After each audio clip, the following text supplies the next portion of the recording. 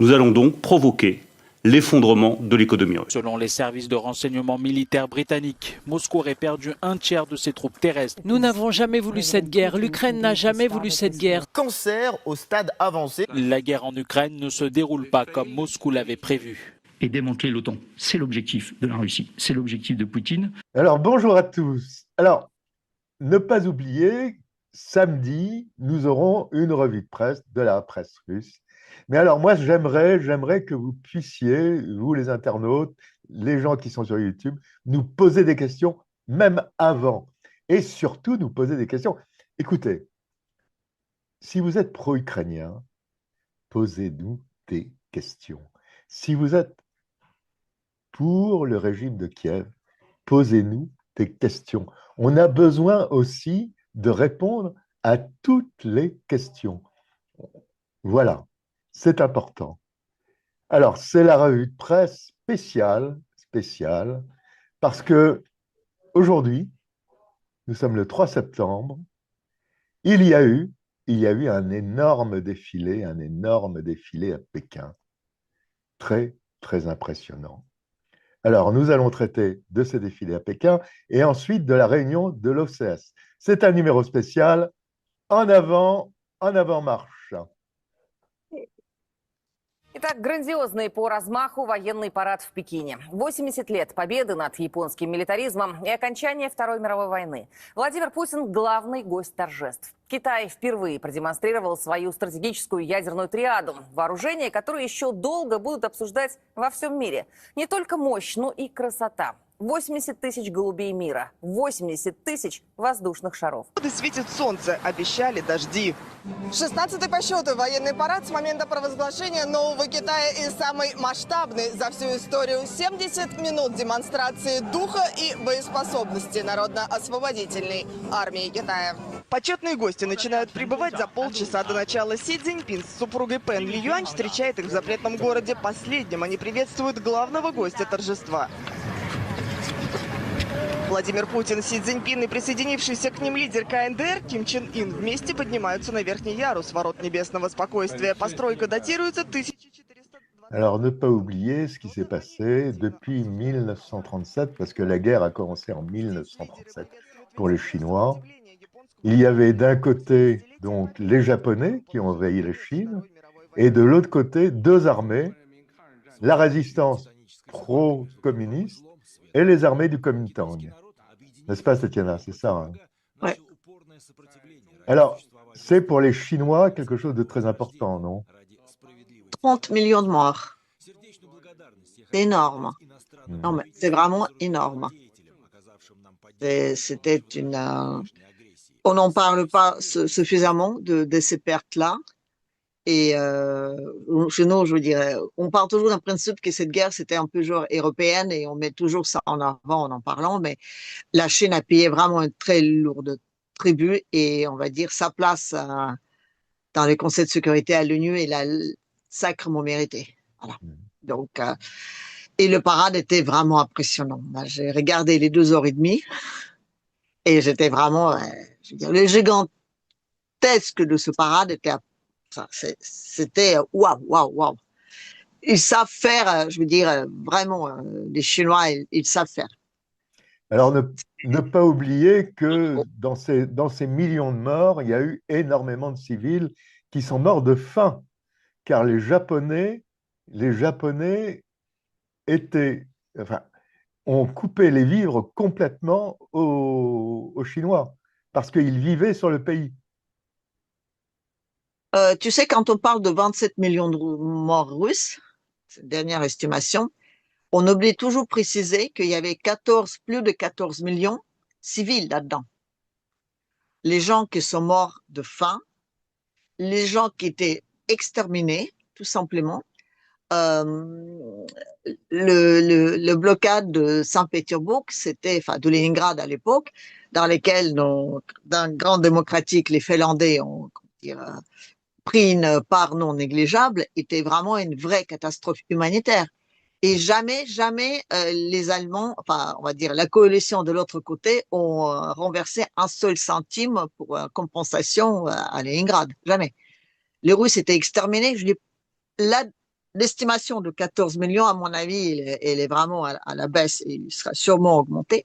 Moi, je dis 14 millions de civils, femmes, enfants brûlés, parfois vivent. Et ça, et la faim, oui, ce qu'a vécu Leningrad, en plus, il faisait froid, il faisait sacrément froid. Les gens marchaient dans les rues, ils tombaient raides, ils mouraient parce qu'ils n'arrivaient, je veux dire, en plus, c'était l'hiver le plus froid, enfin, je veux dire, de 2 siècles, c'était monstrueux. Donc là, je sais pas, tu vois, quand on parle que c'était vraiment une guerre patriotique, et pour les Russes, c'était vraiment ça. Je veux dire, c'était tout le pays participait dans cette guerre et tout le pays a payé une lourde tribut. Donc, les Chinois et les Russes, ils savent ce que c'est. Quand les démocratiques viennent chez vous pour vous, comment dire, installer la liberté, l'égalité et tout ce qui s'ensuit. Donc, non. Oui, alors on peut regretter quand même que les États-Unis ne soient pas venus. C'est vraiment très Je pense que regrettable c'est un parce peu que, normal qu'ils ne sont pas venus. C'est un peu normal parce que je pense que Trump, il aura, comme on dit, enfin, bon, il se croit quand même toujours pour les jumeaux du monde. Et là, c'était tellement impressionnant. Et il aura forcément fait un cinéma ou n'importe quoi. Donc, je pense qu'il aura tout gâché. Et en plus, il n'était pas invité. Voilà. Ça aussi, il faut quand même préciser. C'est pas que lui n'a pas voulu venir, c'est qu'il n'était pas invité. oui, mais on Bon, peut il y le avait sa regretter parce disparition que, pendant une Tatiana, semaine. on peut le regretter pour la simple et bonne raison, c'est que c'est quand même les États-Unis qui ont mis fin à la guerre. Non, non, non, non. Comment non? Deux armes, tu parles de 2 bombes nucléaires? Oui? Non, non, non, non. Les Chinois étaient, je dirais, ils étaient prêts à signer Non, non, mais juste. enfin, Tatiana, Non, non, non, non. c'est quand même après les deux bombes A que les Japonais ont Il n'y signé. avait aucune Voilà. utilité dans ces 2 bombes. Comment? Il n'y avait aucune utilité dans cette bombe. Tiens, tu vois, il y a 80 000 pigeons blancs qui étaient dans le ciel, voilà, juste en regardant la vidéo. C'est des drones, voilà. Non, mais ce qui est intéressant là, c'est que c'était réglé à une seconde près. Je parle là Du défilé. le défilé. C'était vraiment impressionnant. Mais bon, c'était grandiose. Je dis Trump, je veux dire Trump avec son petit défilé à lui. Non, mais ce sera ridicule. Heureusement qu'il n'est pas venu. Heureusement qu'il est venu, pas venu au moins pour lui. Mais bon, en Ouais. plus, il y avait pas de place pour lui là-bas. Et c'est pas les Américains qui ont gagné la guerre. Et c'est pas les Américains qui ont mis fin à la guerre. Non, non, non. Je veux dire, il y avait aucune utilité pour ces bombes-là. Non, non. Je veux dire, Oui, enfin on bon. aura pu tout à fait finir sans ça. Oui. Je pense que quand même là, tu te trompes, hein, Non, Tatiana. non, non, non, non, non. Bah, on va pas en discuter maintenant. Je te préparerai le dossier là-dessus avec toutes les explications de pourquoi. Mais crois-moi sur parole, c'est pas les Américains qui l'ont gagné.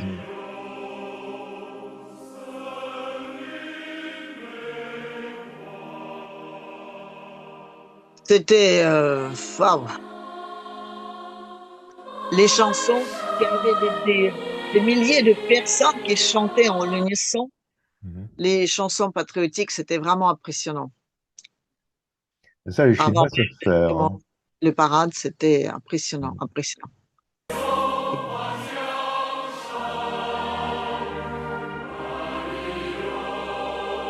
Et regarde quelle régularité, regarde, je veux dire, la discipline, je veux dire, tout est fait, bah, ça a vraiment de la gueule, quoi.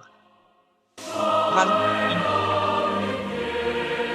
Après, on peut toujours parler de dictature, de tout ce qu'on veut. Tu sais, moi, quand je regarde ça, si je serais chinoise, moi, j'aurais un sentiment de fierté. Et ça, c'est très important. Tu vois, c'est quelque chose aujourd'hui en Europe qu'on n'a plus. On n'a plus la fierté d'être allemand, on n'a plus la fierté d'être français, ni italien, on n'a même plus la fierté d'être européen.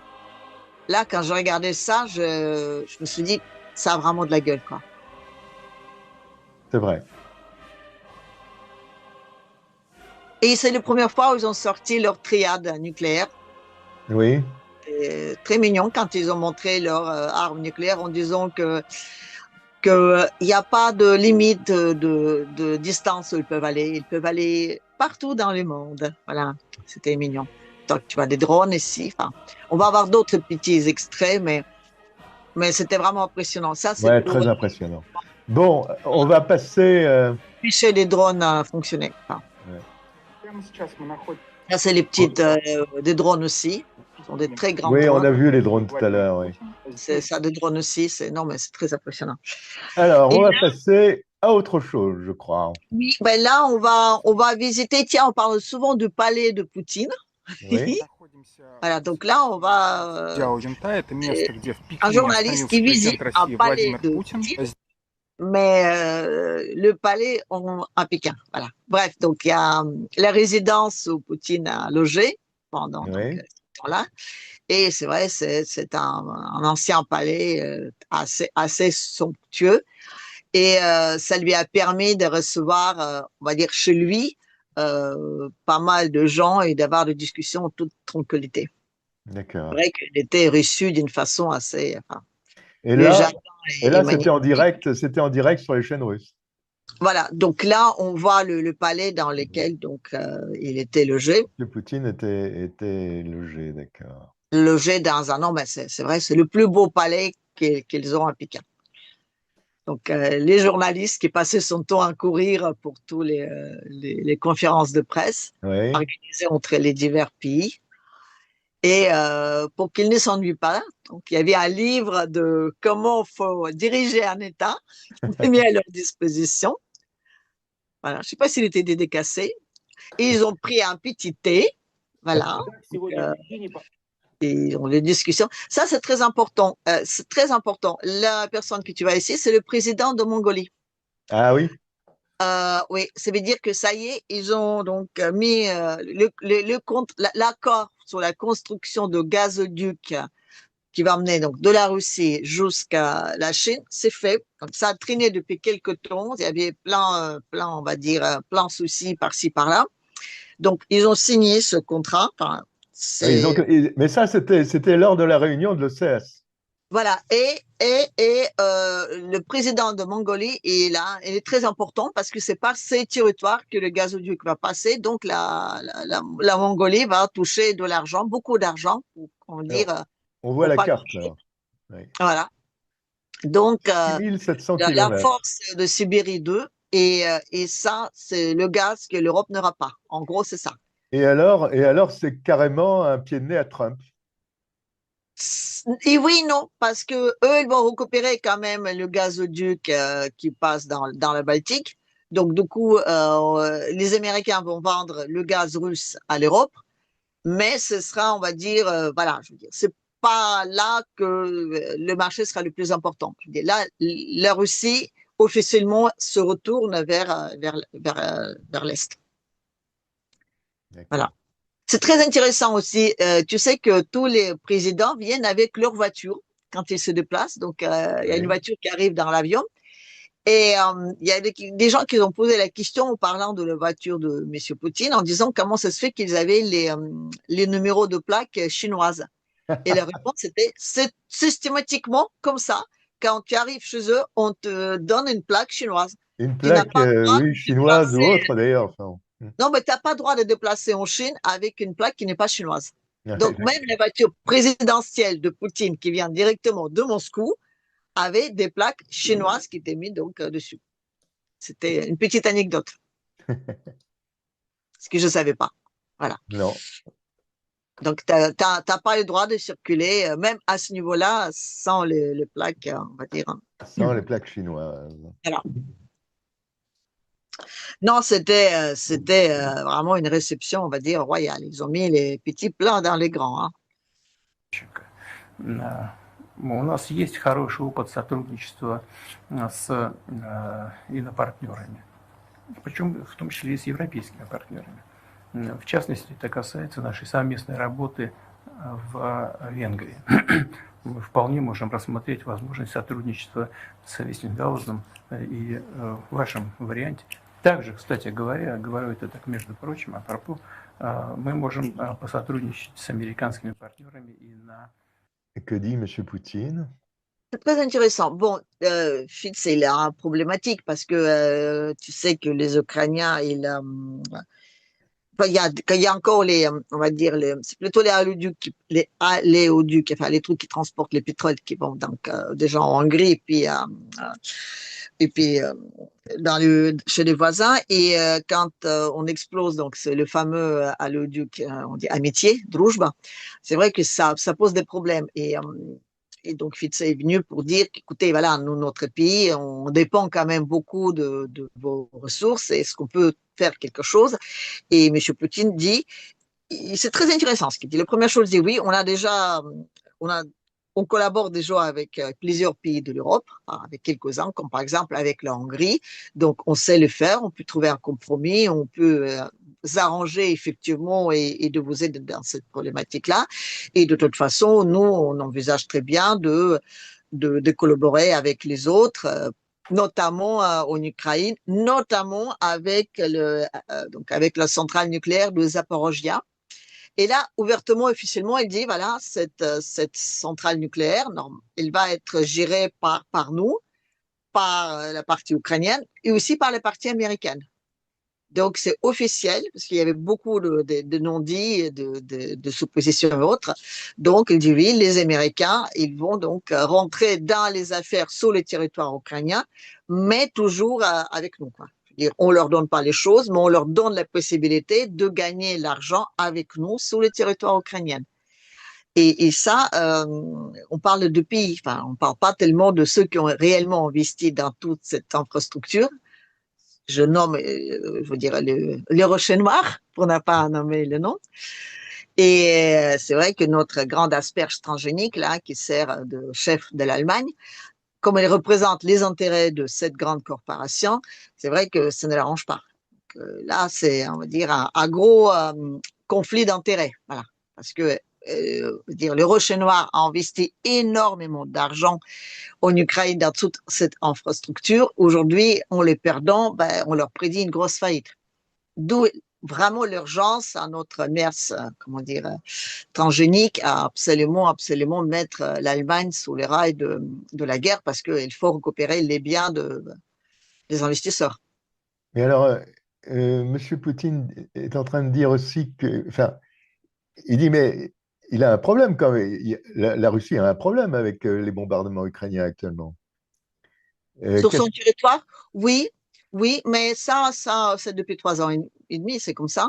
Donc oui, il dit oui, on est bombardé. Mais bon, écoute, moi je pense que la Russie, là, ils mettent une grosse flopée d'attaques de missiles et de drones, surtout sur le territoire de l'Ouest ukrainien. Je pense que d'ici quelques jours, on va avoir une énorme offensive russe. C'est souvent comme ça.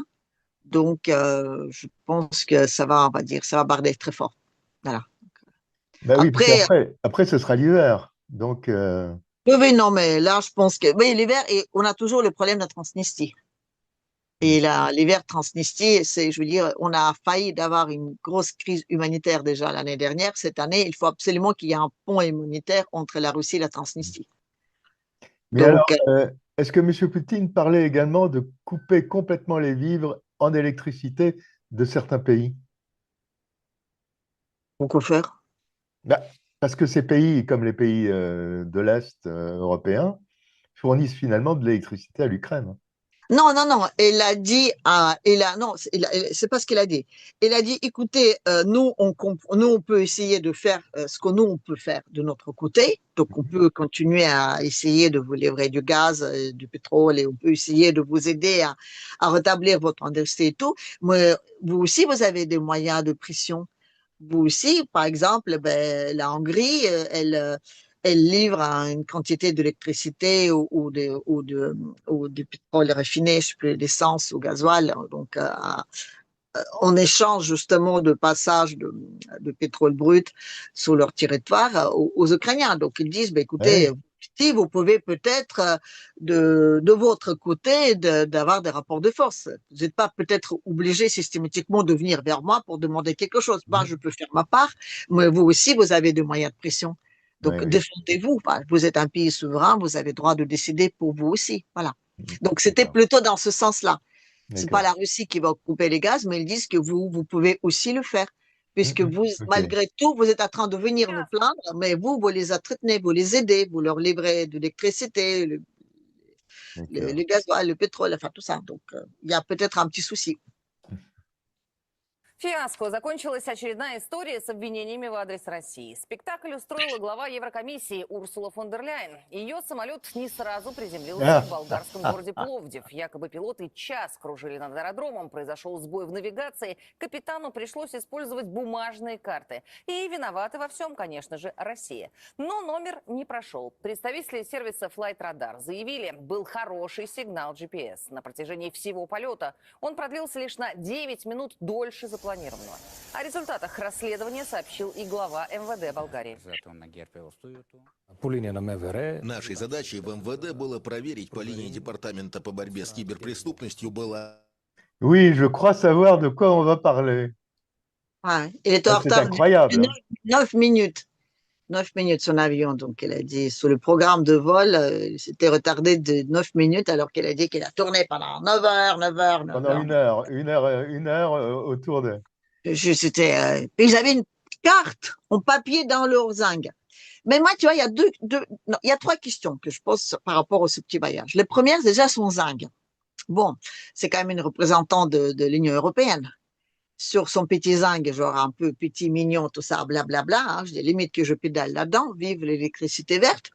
Il n'y avait aucun indice comme quoi il était représentant de l'Union européenne. Il n'y avait même pas des petites étoiles dessus, quoi. C'est vraiment un petit zinc privé important, parce qu'elle s'est représentée, elle s'est déplacée en tant qu'une représentante de l'Union européenne. C'est comme ça qu'elle s'est nommée. Oui, d'accord, Donc, et alors?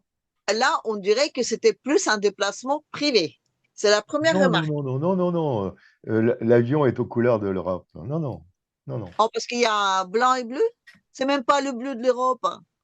Mais non, c'est. Non, non, non. Non, ça c'est l'avion de la Commission. Non, c'est pas ça l'important. L'important, c'est qu'elle est restée que 5 minutes en attente. Alors, on l'a suivi, il y a des cartes. Il y a des cartes qui sont faites automatiquement de toutes des traces d'avions. Et là, on a la preuve qu'elle a menti. Et toutes les chaînes de télévision de l'Europe, et même le Washington Post et Time Magazine et compagnie, ont titré là-dessus en disant « Madame von der Leyen est restée 1 heure autour avant de pouvoir atterrir, car elle était l'objet d'une attaque russe au GPS. » Est-ce que tu crois que c'était son premier mensonge?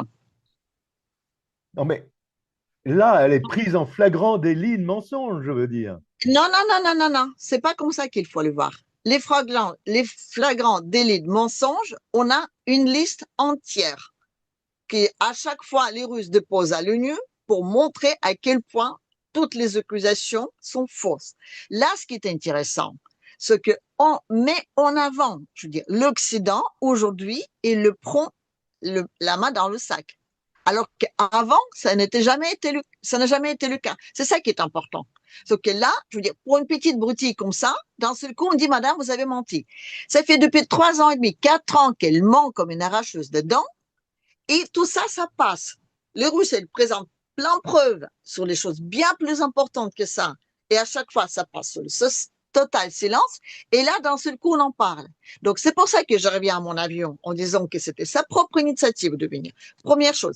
C'est pour ça aussi que d'un seul coup, on est en train de dire, madame, vous mentez. Deuxième chose. Pourquoi est-ce qu'elle allait en Bulgarie? Je veux dire, la Bulgarie, elle est frontalière avec qui? Parce qu'elle allait voir les frontières et la défense aux frontières avec l'axe du mal, le méchant ogre sanguinaire, là. C'est lui qui bave et qui va manger tout le monde. D'accord, elle allait en Pologne, je comprends. Elle sera allée en Moldavie, surtout qu'elle n'est pas allée en Moldavie là, pour l'anniversaire quand les 3 autres là, qui sont allés. Elle n'est pas allée. Hein, alors qu'il paraît que Maya Sandu l'attendait parce qu'elle va rentrer en Europe et la représentante de l'Europe ne vient pas. Hein. Pourquoi elle n'est pas allée en Moldavie? Elle est allée en Bulgarie. La Bulgarie, excuse-moi, la Bulgarie, la Roumanie, la Moldavie, l'Ukraine, la Russie. regardez un peu les cartes, quoi. En revanche, avec qui elle est frontalière, la Bulgarie? La question, avec la Serbie. Oui. En Serbie, depuis plusieurs jours, voire semaines, on a les manifs tous les jours, et on essaie de perturber tout ce qui se passe là-bas. Ursula, pour garder sa place qui est en train de lui, vraiment, je veux dire, sous les pieds, elle a besoin d'une guerre à l'intérieur de l'Europe, ce qui lui permet, entre guillemets, de déclencher un article 16 et de prendre plein de pouvoir. Elle a besoin d'une guerre là. Elle allait en Bulgarie pour l'organiser. Si les Bulgares, excusez-moi, les Bulgares, hein, ce tout petit pays, je veux dire, extrêmement pauvre, qui vit par les dotations européennes, osent dire, non, madame, vous avez menti. Ça veut dire que la fille, ça y est, elle est sur un truc, je veux dire, on n'est même pas qu'on a un bouton et on est prêt à appuyer, c'est que les doigts, il est déjà sous le bouton, quoi. Pour que les Européens osent, les journaux qui sont vraiment, je veux dire, dirigés par, contrôlés par tout le monde, osent dire, madame, vous avez menti, pour que la Bulgarie ose dire, madame, vous avez menti, ça veut dire qu'on va pas faire la guerre à la Serbie. Et le fait que les Serbes sont allés là-bas, c'est aussi très important. Je veux dire, il y avait quand même des représentants de l'Union européenne là-bas à Pékin. Oui. Et il a bien insisté, limite, j'ai besoin d'aide.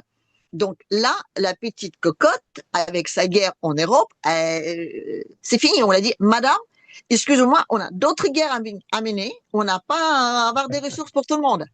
Elle est allée en Bulgarie parce qu'elle a besoin d'une guerre à l'intérieur de l'Europe, la Serbie. Et on lui a dit, non, c'est pas pour aujourd'hui. Circuler, il n'y a rien à voir.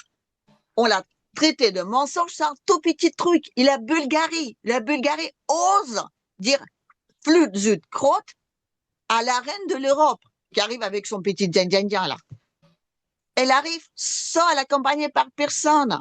Oui, et puis en plus les manifestations en Bulgarie.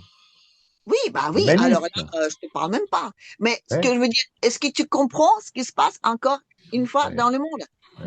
Tu sais, il y a un proverbe comme ça, on dit que si le diable ne passait pas son temps à avaler, je veux dire, des jouets l'un aux autres, donc il y a longtemps que l'humanité n'aura plus existé.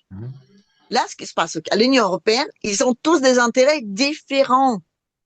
Ursula, elle tient sa place. Elle a besoin de son article 16. Elle a besoin d'une guerre à l'intérieur de l'Europe. Manu, il a besoin d'une guerre civile à l'intérieur de la France. Merz, il a besoin de récupérer ses avoirs en Ukraine.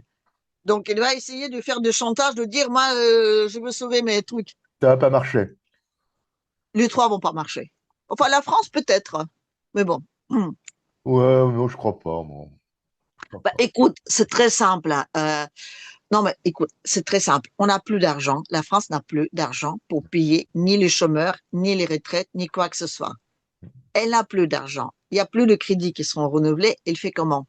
Donc, forcément, je veux dire, forcément, on va passer par des énormes catastrophes. Alors, ce qui est très drôle là-dessus, c'est qu'il y a eu l'effort d'armement, etc., etc.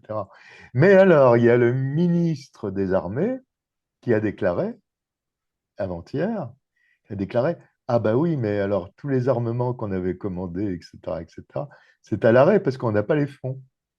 Parce que d'où viennent les fonds? De l'Union européenne, puis ses fonds, son argent. Et puis les fonds du gouvernement qui ne peut pas voter, les fonds.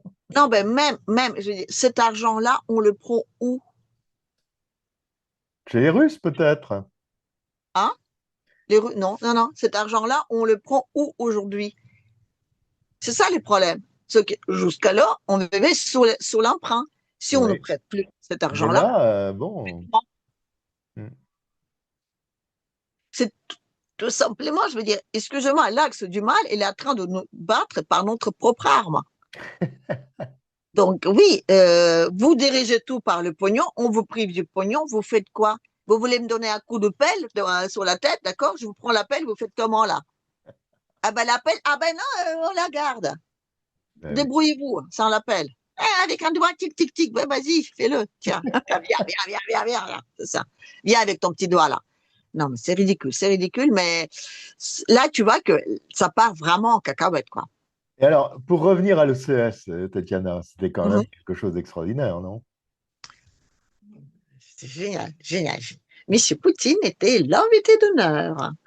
Tu te rappelles quand on était en Alaska, je t'avais dit, il y avait 2 maîtres du monde, américains et russes. Là, on avait 2 maîtres du monde, Il y a un peu plus, même chinois 3. et russes. Non, Ah, 3 maître maîtres du du monde. monde, C'est qui le troisième? les Indiens. Je pense que les Indiens, Poutine a vraiment joué un rôle entre les deux et Trump mérite cette fois-ci vraiment sa prix Nobel de paix parce qu'il a fait quand même ce dernier effort grâce auquel les Chinois et les Indiens maintenant s'entendent comme un. Non, mais là, je veux dire, il a fait un exploit. Je ne sais pas s'il a compris ce qu'il a fait ou s'il s'est juste fait manipuler dans ce sens, mais c'était génial. Non, non, non, non, mais on a 2 maîtres du monde là-haut. On a 2 maîtres du monde ici. Avec les États-Unis, la Russie, elle représentait pas beaucoup, hein. Je veux dire, bon, d'accord, elle a tous ses armes, machin et tout, mais je veux dire, on avait un demi, d'accord? On avait un plus un demi. En Chine, c'était aussi un, parce que bon, à côté de la Chine, c'est quand même pas grand-chose. Enfin, c'était quand même un demi. Là, on va faire d'urgence une réunion de BRICS en Brésil. Parce que je veux dire, comment faire pour lutter contre Trump? Qui sera le président d'honneur dans cette affaire-là? Et c'est lui qui est en train de, excusez-moi, de se voir parler aussi bien à Trump que à Pékin qu'en Brésil. Ce sera toujours Poutine. On aura un maître du monde là-bas, plus un demi. Poutine, ça devient une 5e voie. 5e voie, un peu comme la France. Après la Seconde Guerre mondiale, la France, qui n'était pas du tout parmi les gagnants, du tout, elle a eu quand même sa 5e voie à Conseil de sécurité parce qu'on avait besoin d'une voie qui tranche. D'où il y avait toute cette aura de française, justement parce que c'était celle finalement qui pouvait trancher dans ce sens. En tout cas, à cette époque-là. D'où il y avait l'importance de sa souveraineté monétaire, de sa souveraineté énergétique, de sa souveraineté même militaire. Une fois que l'Union soviétique est tombée, on a mis Sarkozy, hop, on a fait tomber. Poutine, aujourd'hui, il est en train de prendre cette voie, la voie qui va finalement basculer de l'un à l'autre. S'il se met de côté des Chinois, c'est les Américains qui tombent. S'il se met de côté des Américains, c'est la Chine qui n'avance pas. Je dis, c'est quand même, tu vois, c'est la petite graine qui va faire basculer la balance. Et je trouve que c'est assez génial, quoi. Et parce qu'il peut bousculer cette balance-là, que le monde sera multipolaire. Parce que c'est lui qui sera justement, en tout cas aujourd'hui, la Russie va prendre cette rôle de 5e voie, qui va faire de sorte que si l'Amérique du Sud, qui va avoir, elle, son leader, et je pense que ce sera le Brésil, la Brésil, s'il aura besoin d'un contrepoint pour résister aux autres, ce sera la Russie. Si la Chine aura besoin de ça, ce sera la Russie. Si la Chine, elle veut se mettre en guerre avec l'Inde et l'autre, la Russie, elle est toujours en intermédiaire. Oui. Et tu vois, ce sera le petit point qui va faire la contrebalance et qui va maintenir tout ça. En tout cas, pendant quelques temps. Et c'est ça qui est génial. Donc, tous ceux qui veulent faire une guerre aujourd'hui, essayez. Mais vous n'y arriverez pas. Alors, à propos de guerre, Tatiana, il y a une grande réunion demain. Oh oui, on va bien se marrer. Monsieur, comment il s'appelle? Quoi, des petits points. Et on va parler de l'ordre. Merz, notre ami de Grande-Bretagne, et bien sûr, Monsieur Macron. La Trinité passante. Oui, les volontaires pour la paix, vraiment. Il flippe grave, là. Il flippe vraiment très fort. Parce que là, on va découvrir des trucs sur eux. Non, mais les mecs, ils flippent vraiment, quoi. Je pense que vraiment, ils sont en grande panique.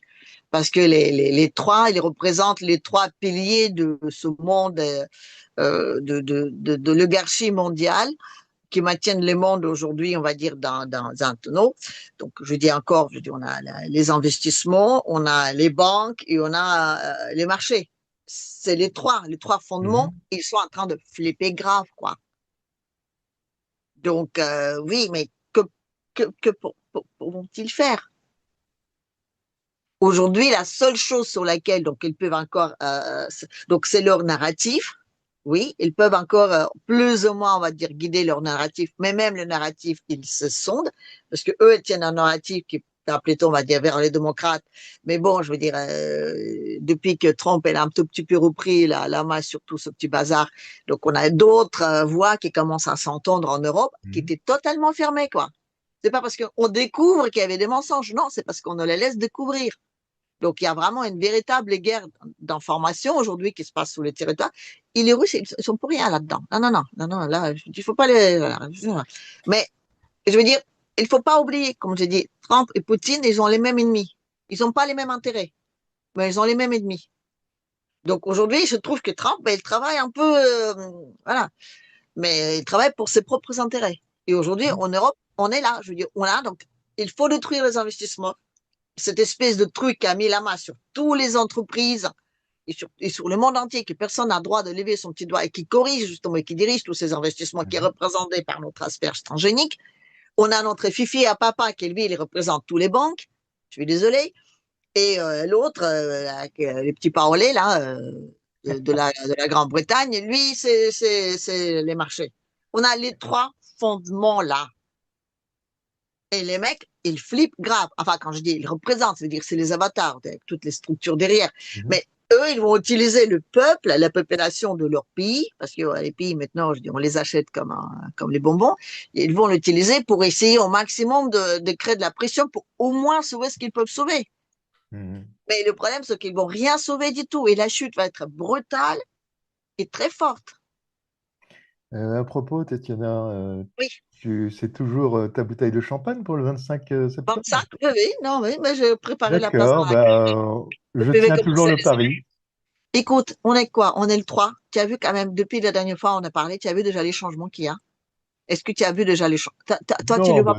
c'était des choses prévisibles déjà. D'accord. Ben écoute, vous allez me dire aussi que c'était prévisible et que ça allait chuter. Mais tout va dans cette direction-là. Bon. Non, mais tout est sous contrôle. Bon, ben alors, je suis rassuré. Le 25, attends, on a encore quoi? 22 jours, oh, une éternité. Да,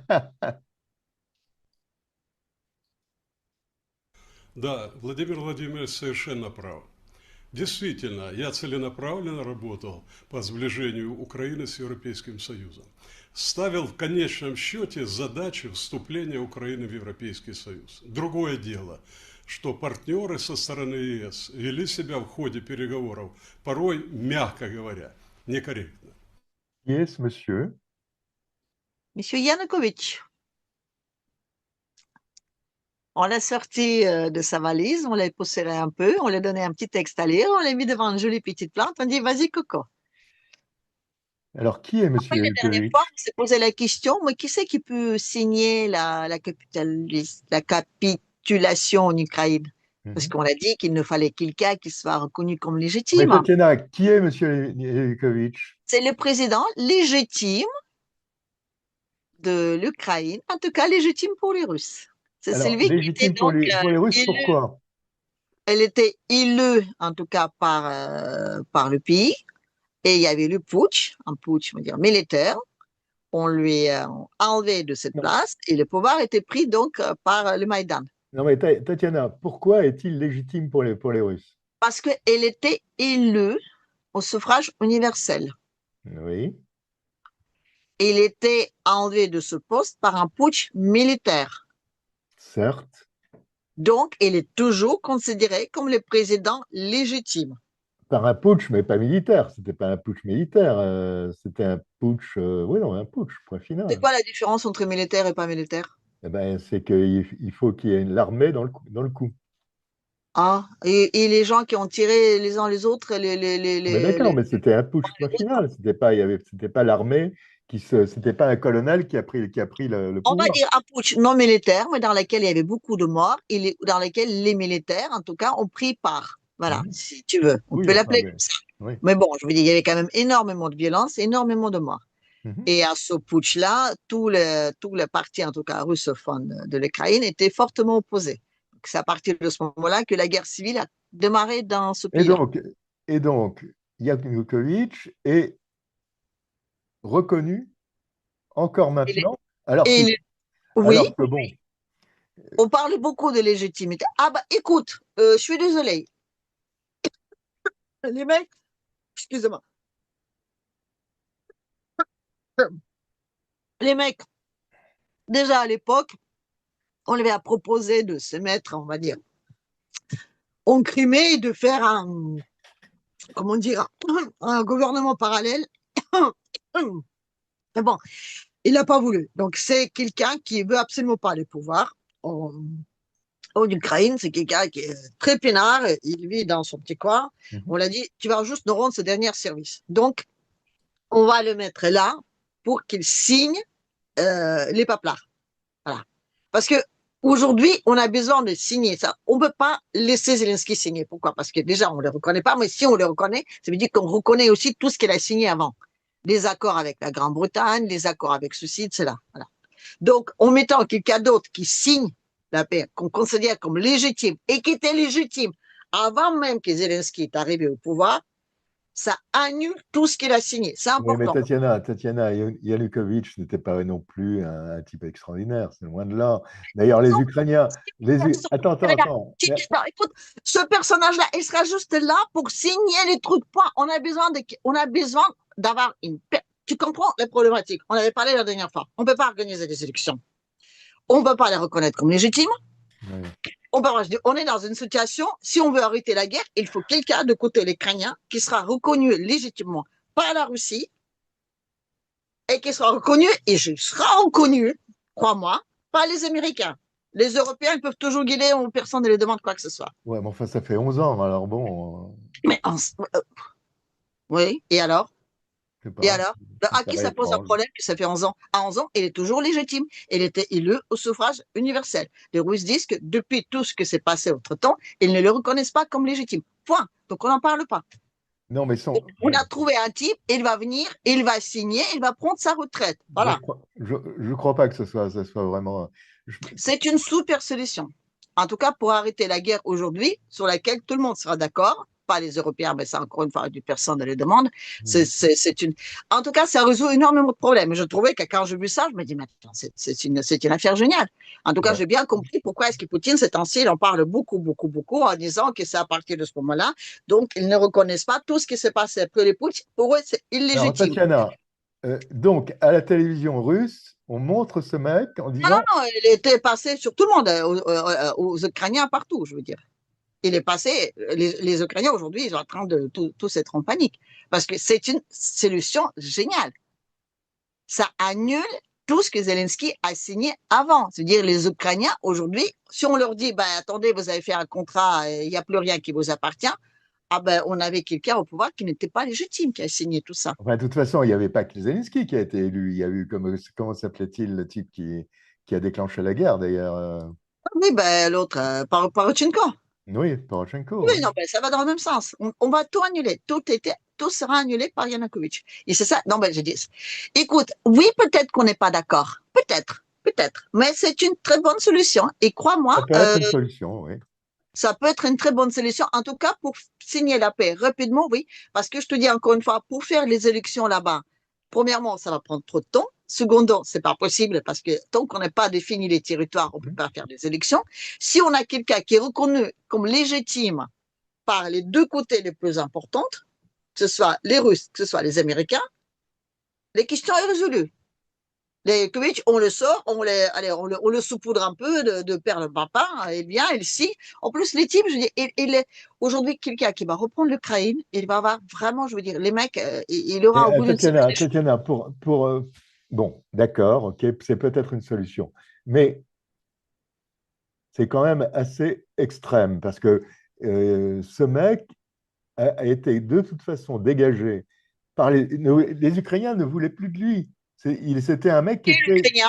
Ils l'ont voté juste avant. Oui, mais ils en avaient marre. Il était élu.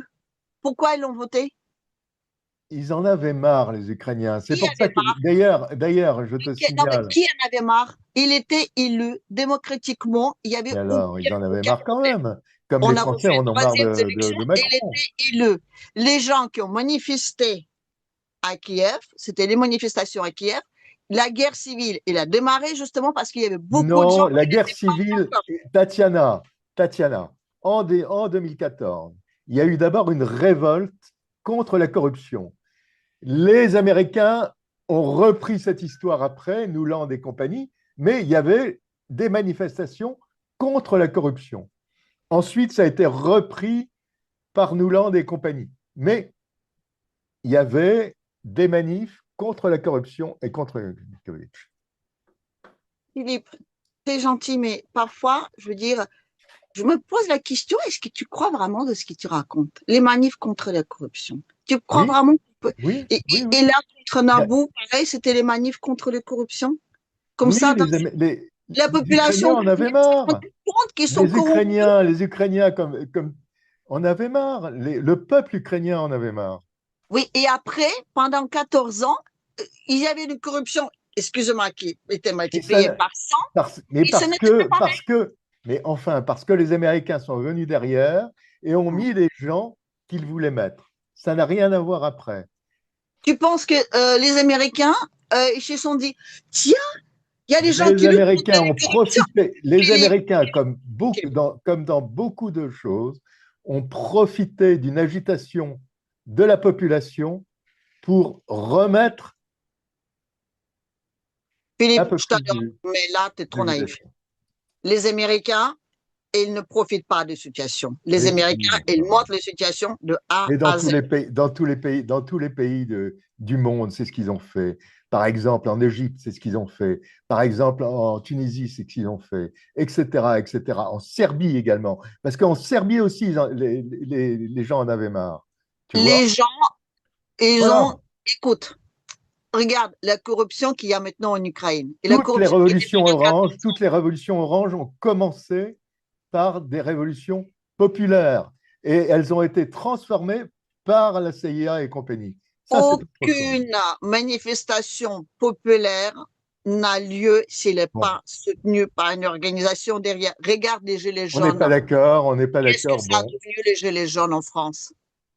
Oui, alors les Gilets jaunes, au début, c'était des manifestations populaires. Pourquoi ça n'a pas changé quelque chose et que ça n'a pas été maintenu? Non. Oui, parce que là, c'était un mouvement effectivement populaire. Rappelle-toi de mai 68, où c'est les manifestations populaires.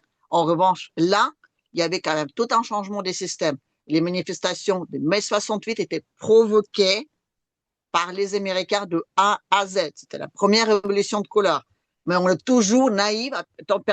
C'est très facile de manipuler des masses, Philippe. Sois gentil. En Ukraine, depuis 14 ans... Manipuler des masses, il faut avoir un mécontentement derrière. Mais il y a on ne peut toujours pas manipuler des masses comme ça. Il y a toujours on ne peut pas manipuler des masses comme ça. Il faut profiter... Tatiana, il faut profiter d'un mécontentement pour manipuler des masses. C'est pas possible de manipuler des masses comme ça. Tu connais des peuples qui sont parfaitement heureux. Il y a toujours des gens qui sont mécontentés par quelque chose. Bon. Toujours. Ok. Ça, c'était... Wow. Связался со спецслужбами Украины и по их указанию поднял СВУ, чтобы подорвать военный завод и получить немного денег. Это фрагмент допроса одного из подростков, который участвовал в подготовке теракта. Ранее в ФСБ сообщили, всего задержали 3. Поймали во время закладки взрывчатки на проходной оборонного завода в Ижевске. По данным ведомства, школьники искали в интернете, как заработать быстрые деньги. В июле вышли на связь с украинскими кураторами. Вначале им предложили легкую работу – расклеивать листовки с призывом прекратить спецоперацию. On va dire... C'est très triste. Ce sont des petits jeunes qui étaient donc pris en flagrant délit de vouloir poser une bombe devant une usine militaire. Les cas comme ça, on en a beaucoup aussi. La dernière fois... C'est du terrorisme, oui. C'est du terrorisme, mais les petits jeunes, voilà, c'est comment gagner de l'argent facilement et rapidement. Donc, au début, on leur dit, vous allez juste déposer des petites pancartes ou les coller, je veux dire, non à la guerre, ou ceci, cela, donc ils sont rémunérés pour ça, donc à chaque fois ça augmente un peu, et après, ben, on leur dit, voilà, vous prenez cette mallette et vous la déposez là. Donc tout ça, ça suit. Les FSB là-bas aussi a énormément de travail, et les gamins, ben, ils risquent 20 ans de prison, quoi. Ah ouais. et on dit énormément aux parents, à l'école, on sensibilise les gens de dire faites gaffe quand même avec ça parce que là, votre vie est fichue. J'ai vu la dernière fois une dame qui avait donc à peu près 56 ans, pareil. Elle était prise, on va dire, en flagrant délit de poser une bombe. Là, la bombe était mise dans une icône, donc bien décorée, et devait déposer la bombe en question dans l'église. Et la bombe était déclenchée à distance. Et il était quand même prévu que la dame, elle meure avec. Donc, pareil, tu vois, ça allait par les petites choses et en augmentant à chaque fois, on dit oui, mais vous avez déjà fait ça, si vous faites pas ça, on vous dénonce et vous allez avoir des problèmes. Il y a énormément de, je veux dire, on utilise la population dans ce sens-là et il y a beaucoup de travail. Ça, tu vois, un truc comme ça montre bien que même si on signe la paix, et même s'il y aura plus de guerre, ça va continuer parce que le but, c'est de ne pas sauver l'Ukraine et c'est de ne pas gagner la guerre. Le but, c'est quand même déstabiliser la Russie. Il faut que les Russes à l'intérieur se retournent. Et même si on sait aujourd'hui que ça va pas marcher, tu sais, une fois que tu es dedans, on a trop parié sur cette guerre, donc ça va être très difficile à s'arrêter. Et vraiment, je dis, les images comme ça, j'en vois tous les jours, et les gens se font prendre. C'est souvent ou les jeunes ou les vieux. Voilà. Souvent, les retraités ils vont essayer de mettre au feu à bureau, enfin, à la police ou devant les bâtiments un peu plus ou moins stratégiques. Et ils se font prendre comme ça, je veux dire, petit à petit, par des promesses, par les menaces, par tout ça. Donc ça, c'est pas évident. C'est un peu un petit retour à la réalité. Comme quoi, tu peux avoir des énormes missiles qui volent très loin, mais si tu as la population qui n'est pas prudente, comme on dit, une guerre parallèle. Вначале у меня не очень приятный вопрос. Как вы поживаете? Если я жив, то это уже хорошо. Вопрос приятный. Que dit M. Poutine? Alors, c'était très bizarre, parce qu'il y a beaucoup de gens qui font plein de questionnements là-dessus. Donc, il y a Fitz qui demande en disant que j'ai une question pas très plaisante. Comment allez-vous? Pourquoi est-ce que demander à quelqu'un comment allez-vous est une question pas plaisante? Je sais pas, mais M. Poutine répond, écoutez, je suis vivant, c'est déjà pas trop mal. Non, mais attends, Tatiana, qui est ce monsieur en face de M. Poutine? C'est Fitz, c'est le président de... Alexander Vučić. Oui. Serbe. Oui, non, pas serbe, l'autre, à côté de la Hongrie, là. Slovaquie, non? Oui. Non, oui, comme il s'appelle. C'est Fitz. Oui. Ah, oui. Il est venu justement négocier de l'aide de Russes par rapport à toute l'énergie. Et avant de démarrer, il lui a posé cette question pas plaisante. Comment allez-vous? C'est vrai que c'est bizarre qu'il dit que c'est pas plaisant.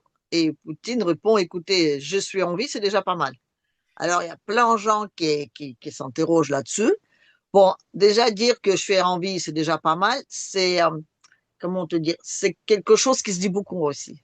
Là, je veux dire, on demande, quand on dit comment ça va, c'est rare qu'on dit tout va bien, nice, tout ça, machin. Non, on dit doucement, ou écoute, je suis encore en vie, ou il y a toujours des trucs comme ça, c'est toujours un peu doucement. Donc, moi, on peut se poser des questions sur la santé la de réponse M. de Poutine ne m'a pas surpris. Mais les faits, pourquoi est-ce que c'est une question pas plaisante, ça m'a un peu interrogé. Et surtout, je veux dire, c'est lui sur qui on a tiré, c'était plutôt Fitz que Poutine. Mais bon, écoute, en tout cas, voilà. Il y a pas mal de débats qui étaient autour de ça. Il y en a qui disaient, mais qu'est-ce qu'il veut dire par ça? Mais c'est quoi? Etc. Bref. En tout cas, Poutine lui-même confirme qu'il est toujours en vie. Voilà. Il paraît que Trump aussi, il a confirmé la même chose. Mais bon, Trump, ça a pris plus de temps parce que, tu sais, entre les moments où elle a disparu et les moments où ils ont pu fabriquer en Chine un bon petit drone et l'envoyer là-bas pour les remplacer, il fallait une petite semaine. Voilà. Mais ça y est, c'est fait. Les drones fonctionnent bien, on capte tout ça, voilà, parfait. Уважаемые товарищи, сегодня мы подведем итоги боевых действий за весенне-летний период. и уточнив задачи на дальнейшую перспективу. Объединенной группировкой войск. Et donc, c'était un débriefing qui a fait beaucoup, beaucoup de bruit parce que là où il était, il y avait une carte de l'Ukraine, donc avec tout ce qu'il y avait, donc juste au fond. Et sur cette carte, toutes les parties donc vers le bas, Odessa et la partie qui est juste en face de la Gagaouzie, tu sais, ça a été peint en rouge. Et voilà, ça a fait beaucoup de bruit. Alors il a dit voilà, donc elle a expliqué tout ce qui s'est passé et il a affirmé que tout ce que donc on a prévu à accomplir comme on va dire, comment on dit, tout ce qu'on s'est fixé pour l'opération spéciale, ça va être réalisé. Et la carte dans laquelle toute cette partie-là était peinte rouge, c'est vrai qu'il y avait beaucoup de gens qui ont dit non, ben c'est scandaleux, on a toujours dit que c'était comme ça et tout, mais il m'a dit bon, on prend ça et on s'arrête là-dessus. Mais comme j'ai dit, le problème de la Transnistrie et maintenant aussi de Gagaouzie, il faut qu'il y ait ce point-là. Donc, le Odessa n'a pas été mis dans le panier comme une zone démilitarisée.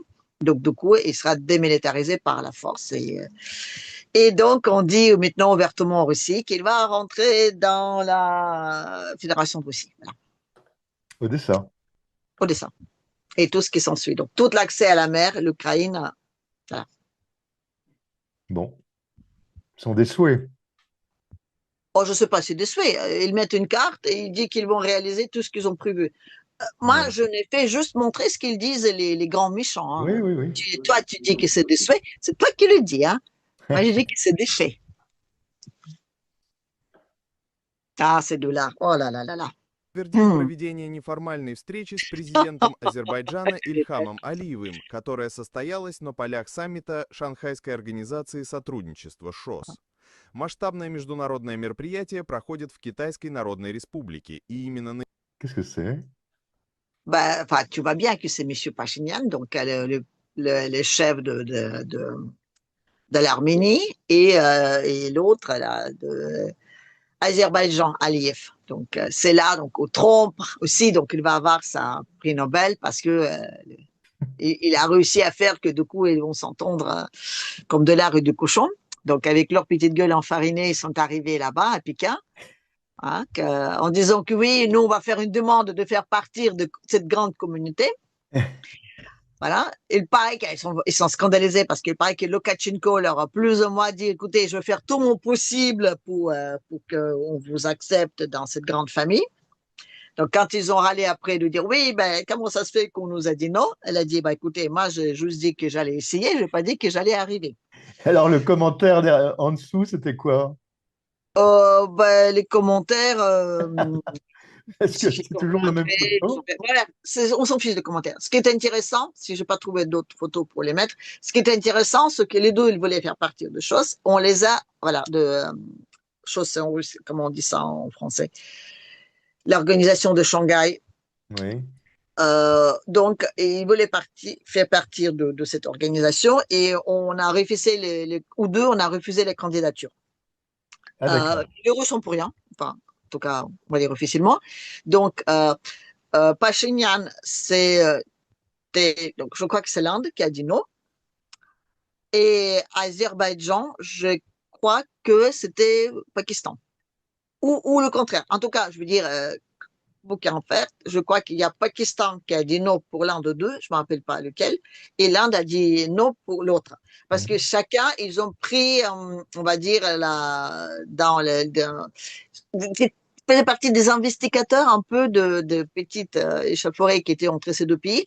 Donc, on leur a dit non, circulez, il n'y a rien à voir, vous ne faites pas partir de cette grande communauté et votre passage, c'est celui que Trump a dit qu'il va maintenant le chemin de Trump, ben, vous faites ce que vous voulez avec vous, vous pouvez circuler là-bas, mais nous, on s'en passe autrement.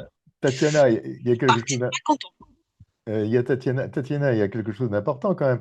Les relations entre le Pakistan et l'Inde sont améliorées au sein de l'OCS?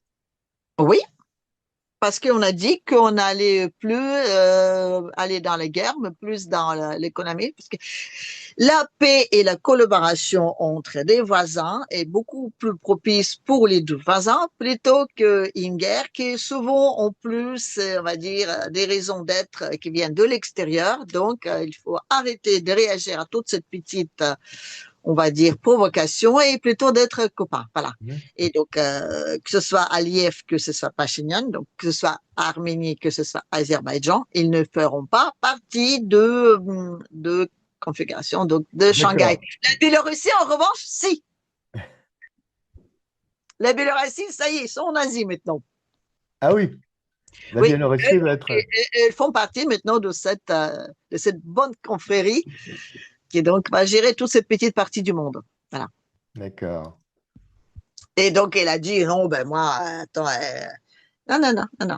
C'est donc l'Inde et le Pakistan, ils se sont opposés chacun pour l'autre. Voilà. Donc, alors, Pachinian a fait comme s'ils sont fichés. Aliyev, je crois qu'il n'est même pas resté pour le défilé. Je crois qu'il est parti pas content. Il était vraiment pas content. Carrément. Ouais. Ah oui, je crois, hein, je ne l'ai pas vu en tout cas. Mais je peux peut-être dire une bêtise. Bon, ben nous arrivons à la fin. On avait aussi, non, je crois qu'il y avait d'autres vidéos. Ah non, il n'y a plus. Là, il y a ça, ouais, voilà. On a aussi Kim qui était là, qui était, donc on avait Kim, on va dire l'invité d'honneur numéro 2. Et ça aussi, c'est très important parce que Kim, c'est le chemin vers Alaska. Donc, pour que les Chinois puissent circuler librement dans cette partie-là, donc il y a le Japon, il y a tous les partis démocratiques, comment dire, qui veulent surveiller les méchants dictateurs. Donc, la Corée du Nord, aujourd'hui, c'est un point, on va dire, un peu un porte-avions, on va dire, mais de l'axe du mal sur ce territoire-là qui va mettre en protection pour le passage de ce territoire. Donc, pareil, c'était un invité d'honneur. Il y avait 2 invités d'honneur, on va dire, dans les petites affaires. Donc, il y avait la Mongolie et le Corée du Nord. Il y a autre chose qui s'est passé aussi. Donc, on n'a pas tellement parlé. Je sais pas, il doit y avoir d'autres vidéos, mais tant pis. Ce qu'ils se sont dit là-bas, qu'ils allaient mettre au point une nouvelle banque chinoise qui va servir plus ou moins d'un fonds d'investissement qui permettrait finalement on va dire un paiement ou en tout cas pour donner des crédits aux pays qui en ont besoin. Donc ça va se mettre en parallèle des FMI. Donc ce sera une banque d'investissement, aussi une banque de prêt et qui va plus ou moins servir d'une plateforme d'échanges commerciaux entre les pays. Au sein de l'OCS ou en dehors de l'OCS? Au sens de l'OCS, mais ça veut dire que toute cette partie-là, elle va échapper au contrôle des Américains, au contrôle des Européens, au contrôle des... En tout cas, il sort du système SWIFT officiellement. Alors, c'est une banque qui sera quand même en appui de la Banque des BRICS, alors déjà? Écoute, c'est vraiment une banque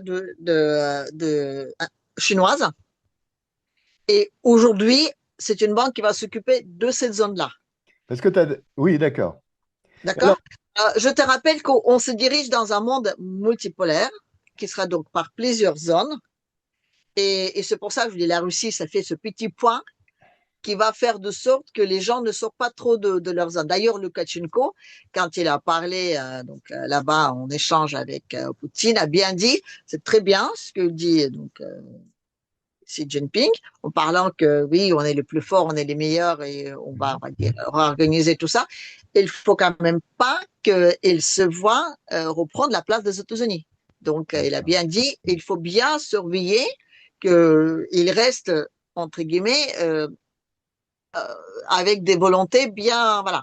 Parce que la Chine, elle peut avoir des envies d'hégémonie. La Russie, non. La Russie, elle n'a pas cette prétention-là. Et en plus, elle sait qu'il n'arriverait pas. Donc, pour elle, d'être le petit point qui contrebalance le monde, ça lui va très bien. Mais les Chinois, justement, ils peuvent aller dans ce sens. Donc, il est très important que cette banque-là sera pour cette zone. Peut-être qu'il y aura une autre plateforme de BRICS, mais déjà, cette zone-là, c'est une vraie déclaration de guerre. Parce que si cette zone-là, ça veut dire l'Irak, l'Iran, excusez-moi, j'ai dit l'Irak, j'ai parlé de l'Iran, si l'Iran, si la Corée du Nord, elles peuvent passer tout leur, ça veut dire que les sanctions dans cette zone-là ne fonctionnent plus. Les sanctions, c'est la seule arme aujourd'hui disponible à la disposition, en tout cas de l'Occident, de l'Europe. Ça veut dire que si on les prive de cette arme-là, je ne sais pas comment on va faire. Donc là, c'était vraiment, je veux dire, début d'une vraie déclaration de guerre. Ça veut dire que là, déjà, la Banque des BRICS, qui englobait donc l'Iran, etc., était une déclaration de guerre aux États-Unis. Oui, mais tu vois, je veux dire, la Russie, elle insiste vraiment, vraiment beaucoup sur le fait que le monde soit multipolaire, pas bipolaire, pas unipolaire, même pas tripolaire. Il faut qu'il y ait certaines voiles, il faut qu'il y ait une connexion entre les deux. C'est la seule chose qui pourra garder l'équilibre. Une question, que va faire le Japon? Le Japon, il va faire faillite. Une énorme faillite. Une énorme faillite. Mais le Japon a peut-être une autre solution. Pourquoi? C'est aller au-devant de la Chine, aller au-devant de l'OCS. Avec quoi? Autre que ses petits pieds. Avec quoi il va aller au-devant? Qu'est-ce qu'il a aujourd'hui comme moyen? Le Japon a toujours, c'est quand même toujours une force, parce que ils sont maîtres encore de leur dette. Oui, c'est ça leur force. Ils sont maîtres de leur dette. Oui. Et ils sont pas impliqués dans la dette américaine. Écoute, les systèmes de dollars, les systèmes monétaires d'aujourd'hui, il va s'écrouler. Tous les pays qui sont dedans vont s'écrouler avec. C'est pas pour tout de suite, Tatiana, soyons sérieux. Non. Tu vois aussi que je te donne une date. Aucun économiste, il faut demande à Sapir, demande à Jacques Sapir. En Europe, Philippe, les économistes qu'on a en Europe aujourd'hui, ça fait plusieurs générations qu'ils vivent avec une espèce d'idée géniale que c'est comme ça que le monde fonctionne. Mais le monde qui fonctionne comme ça, il fonctionne contre nature. Non mais, Tatiana, le dollar va continuer à fonctionner malgré tout. Oui, une monnaie américaine. Oui. Attends qu'une monnaie américaine, s'ils veulent, laissez le regarde. Ils peuvent avoir leur monnaie, il n'y a pas de problème. Mais pas en tant qu'une monnaie mondiale. Mais ça va rester encore pour quelques années une monnaie. Oui, la monnaie américaine. Une monnaie mondiale. Non. C'est pas parce que. Et Tatiana, c'est pas parce qu'il y a des créations de banques, de réseaux, etc. Elle peut être convertible. Ça va se faire très rapidement. Elles peuvent l'utiliser. Mais écoute, si le dollar ne peut plus servir de sanction, quand tu sais le problème que le dollar pose à tous ces pays-là qu'on appelle le tiers-monde, crois-moi, ils vont sortir de ce système. Et si le dollar ne gagne pas d'argent sur ce système-là, à quoi il sert? Mais Tatiana, c'est certainement ce qui va se passer, mais pas dans l'immédiat. Si. Non. Pas dans 3 jours, non. Mais à mon avis, moi, déjà, il y a 1 an et demi, je donnais 2 ans maximum, donc voilà. Oui, tu t'es planté, hein, ça c'est clair. Et il nous reste encore 6 mois. Je ne me suis pas encore plantée. Philippe, jusque-là, tout ce que j'ai prédit arrive. Donc, je suis désolée. D'accord, tu es une vraie voyante. Oui. C'est bien. Hélas. Et j'ai bien dit que les États-Unis vont imploser, même si ça ne me fait pas plaisir. Bon, eh bien, écoute, Tatiana, c'était génial. On a eu une revue de presse absolument extraordinaire. Et alors, samedi, il faudra qu'on puisse avoir déjà des questions. Ça serait quand même super sympa. Déjà des questions et des questions qui peuvent déranger. Moi, je cherche aussi des questions qui puissent nous déranger. Parce que bon, et qui puissent déranger Tatiana. Voilà. Moi, il n'y a pas grand-chose qui me dérange, d'autant plus que toi, qui avais très fort là-dedans, tu n'es jamais d'accord avec moi. Non. Donc déjà, tout ça, ça me suffit. Mais Oui, hein, moi, il n'y a rien qui me dérange. C'est des faits. Écoute, après, je veux dire, c'est pas parce que je peux être d'accord ou pas d'accord. Tu sais, comme avec Yanukovych, c'est pas moi qui l'ai sorti du placard. Il est sorti et oui, c'est vrai que c'est c'est une situation aujourd'hui dans laquelle on se trouve. Cette personne-là peut être hyper utile. Après, on peut tout dire de lui ce qu'on veut. Peut-être. Mais Malgré bon, tout. Voilà, on peut dire malgré tout. non, mais on peut dire tout ce qu'on veut dessus. C'est une solution. D'accord. Peut-être. Voilà. Et c'est une solution qui me paraît pas imbécile. En tout cas, c'est une solution qui pousse pas vers le sang et vers les assassinats et vers d'autres Oui, choses évidemment. terribles. En tout cas, ça peut être un compromis à une guerre civile à l'intérieur de l'Ukraine. Oui, parce que là, Tatiana, c'est vrai, tu as raison, on est dans un comme Zelensky n'est pas, enfin, ne peut pas être quelqu'un qui peut signer, et là, on a un vrai problème. Donc, je pense que c'était quand je l'ai vu apparaître, je me dis, c'est pas vrai. Déjà, je me suis dit, il est toujours là. Enfin, comment ils ont fait pour le cacher pendant tout ce temps-là? Je sais ouais, pas, mais alors, d'autre part, c'est quand même facile de dire, ben non, il n'est pas, qui va c'est le pas dire? possible. Qui va le dire? Bon, on va voir, l'Europe va le dire de toute façon. Ça, Oh, ben, l'Europe, est-ce que tu crois vraiment que quelqu'un l'écoute? ben oui, mais enfin, il faut. Mais même, Est-ce que quelqu'un l'écoute encore aujourd'hui, l'Europe? L'Europe, elle peut dire tout ce qu'il veut. Pour l'Europe, Zelensky, c'est le meilleur président, le plus courageux et le moins corrompu du monde. Qui va l'écouter, l'Europe? Si les Américains et les Russes reconnaissent, après l'Europe, elle peut n'a pas reconnaître, on s'en fiche. C'est tout. De toute façon, l'Europe, elle implose, il faut qu'elle change de tous ça les sera des dirigeants là. problèmes parce que Zelensky va venir en Europe, il va faire des fronts de libération et compagnie. Ça va Oui, continuer. ils vont faire un gouvernement en exil. Ça peut être un vrai problème aussi. Oui, t'inquiète. Non. Tu sais, Zelensky, il a suffisamment d'ennemis à l'intérieur de son pays et il en sait suffisamment beaucoup pour qu'a priori, ce mec-là, je ne le donne pas à longue vie. Hein. On verra. Non. Bon, eh bien, Tatiana, merci beaucoup pour ces éclairages. Et puis, ben, samedi alors. Allez. Ciao. Nous allons donc provoquer l'effondrement de l'économie russe. Selon les services de renseignement militaires britanniques, Moscou aurait perdu un tiers de ses troupes terrestres. Nous n'avons jamais voulu cette guerre. L'Ukraine n'a jamais voulu cette guerre. Cancer au stade avancé. La guerre en Ukraine ne se déroule pas comme Moscou l'avait prévu. Et démanteler l'OTAN, c'est l'objectif de la Russie, c'est l'objectif de Poutine.